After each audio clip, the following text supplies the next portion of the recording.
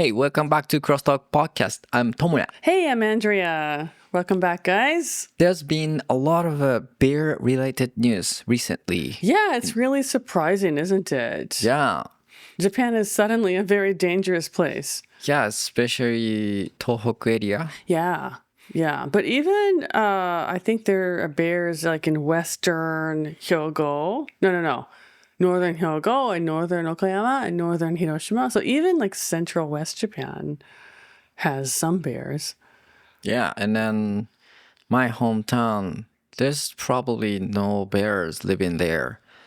But someone said, I saw a bear on the street, but that's probably not true. Yeah, I heard that rumor also. You know, we live in southern, like the very southern part of Okayama Prefecture, which typically doesn't have bears. So I think that was probably a mistake. Yeah, but you're right. Like the northern areas, like Akita Prefecture, and where else has had bear? Hokkaido, of course, has a different kind of bear. Right, Tsukinowaguma. Yeah. Yes.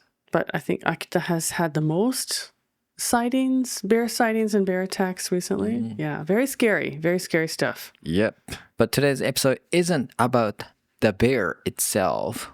It's about the headline. Okay. NHK headline sounded like the bear was keeping a pet dog. Okay.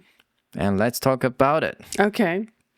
I'm interested in this. So yeah, let's dig in. So here's a quick summary. In late October, a bear entered a residential area in Miyagi Prefecture and carried off a dog from someone's yard. Oh my goodness. Yeah, I heard about that. It's very sad news. It's very sad.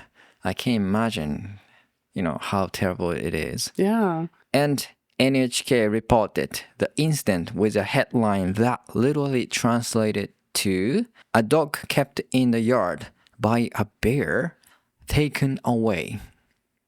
A dog kept in the yard by a bear, taken away. Right. Okay, that's confusing. It is. It sounds like the bear was raising the dog. Yeah, it does. It sounds like the dog was being raised up and kept by the bear, and then it was taken away, but we don't know by whom. Right. So it's a confusing translation for sure. Yes. I don't know which, but NHK news media made a mistake on purpose, or was it just simply a mistake? Okay. But the original Japanese headline was like this. 熊に庭で飼われていた犬が連れ去られる. Okay, so it's even confusing in Japanese. Yes. The original one was terrible. Okay, yeah. That's really confusing even in Japanese. Yeah. So of course the translation would be equally incorrect. Right. Yeah. Someone sometimes want to get more view for the news article. Right. They want to make a fantastic title or something that's really catchy. Right. And then you'll think, oh, what is this? This looks weird or this looks interesting. And then you'll click on that title to read the article, right? Right. Yeah. So in English, we call that clickbait, right? Bait is like esa. Yes. So they're kind of giving you a bait so that you click on that title, basically. Yes. Yeah. And I see these kind of clickbaity titles every day. For example, it's, for better SEO, it's better to place keyword in the beginning of sentence. For example, for SEO, okay. Yeah, for that SEO, search engine optimization. Right, that makes sense. Yeah. For example, like a PS5, it's a very popular gaming console. Right. And people want to see, this latest information about it. Okay. So they click if the PS5 in the sentence. Oh, okay. Right? Okay. We don't know how and who made this headline for the bad news. Right. And so because we don't know who made it, we don't know the intention, right? Was it on purpose to get that click? Or was it just an honest mistranslation, an honest mistake? Yes. Yeah. Well, it wasn't a translation. It was the Japanese. It was bad. But yeah, was it just an honest mistake or was it for clickbait, right?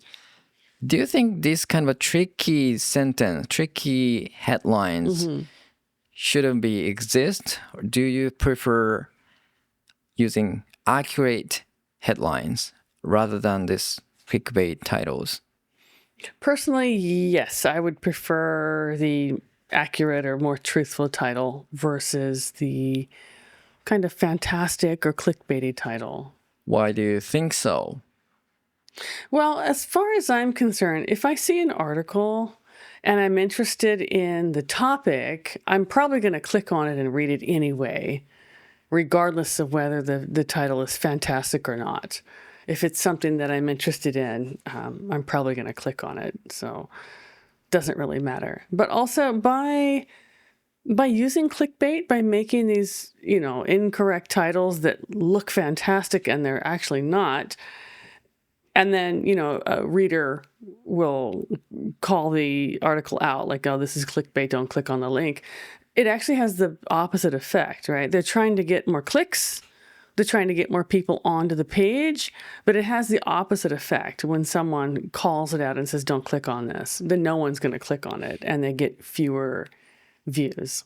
As a podcaster, I always think about what the headline, title should look like. Okay, yeah, right. And I've been always chat with, this AI and I'm thinking about the best titles for each episode. But it's difficult, actually. Yeah. It doesn't have to be always accurate. I need a little bit of this clickbaity element in the title, right? Yeah, that makes sense. So otherwise you don't get any views or downloads. Right.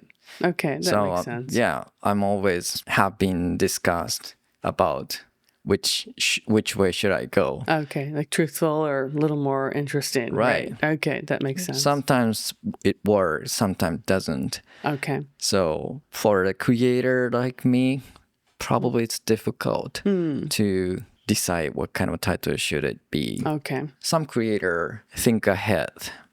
Like they decide titles before they even start making content. So this is how you should make content. Okay, so the content should fit around the title rather than the title reflecting the content. Right. I see. That's the ideal way to make content. But yeah, I haven't done yet so far. Okay. Well, I prefer making the content. I think the content should come first. Right. And then in English, there actually have a name for these confusing headlines. Okay. Which I didn't know. And they are called garden path headlines. So actually, this garden path, I've never heard of this before. What is this about?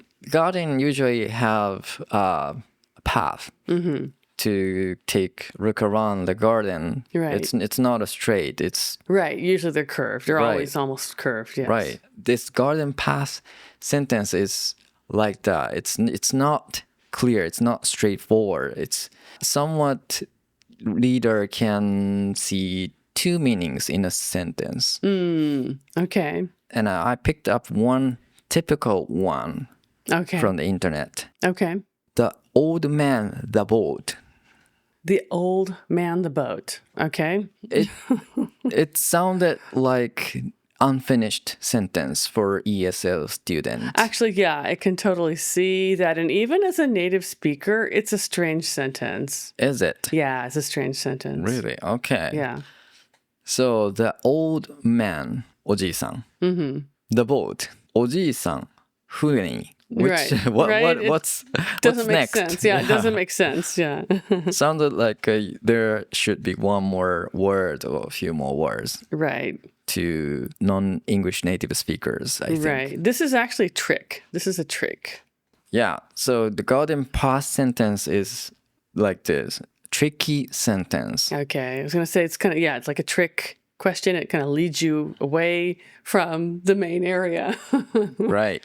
So can you explain what is the real meaning of this sentence? Okay, this is confusing because as you mentioned, it looks like it's an incomplete sentence, but actually it is a complete sentence. The noun is the old, meaning the elderly people.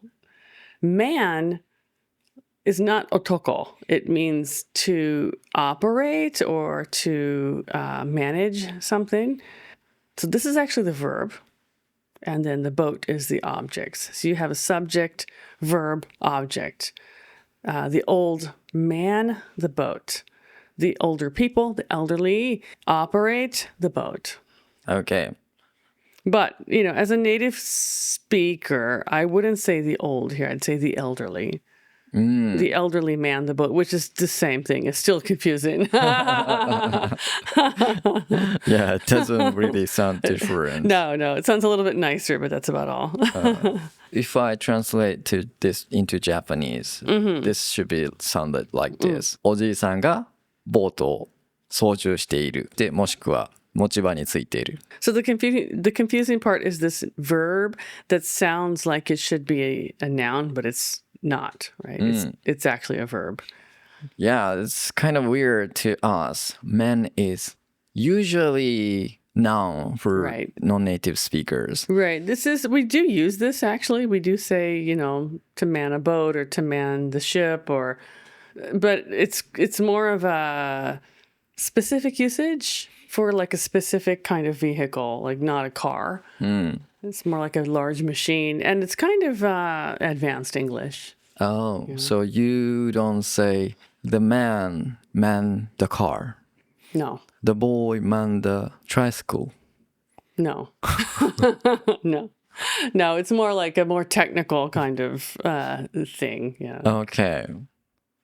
That's interesting. This kind of a garden pass sentence are common on the U.S. news headlines. I wouldn't say they're common, but they do occur. And I think the reason is because with newspapers and even online newspapers nowadays, the space is limited. So they have to cut out a lot of unnecessary words. Words like and, the, in, on, with, like these small words that are connectors, but they don't actually add a lot of meaning or value to the sentence or to the title. So they cut that out.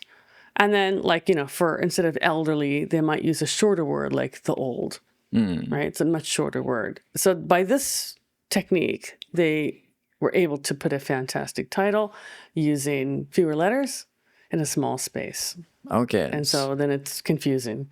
Okay, so headline compressed. Yeah, compression. Yeah, it's compressed. Exactly. Yeah, we see this kind of tricky titles, new headlines every single day. So it's again, it goes back to, are they trying to be clickbaity and get your attention, or is it an honest mistake and they're just trying to save space? We don't really know, right? And it depends, it's case by case. So let's go back to the Japanese titles.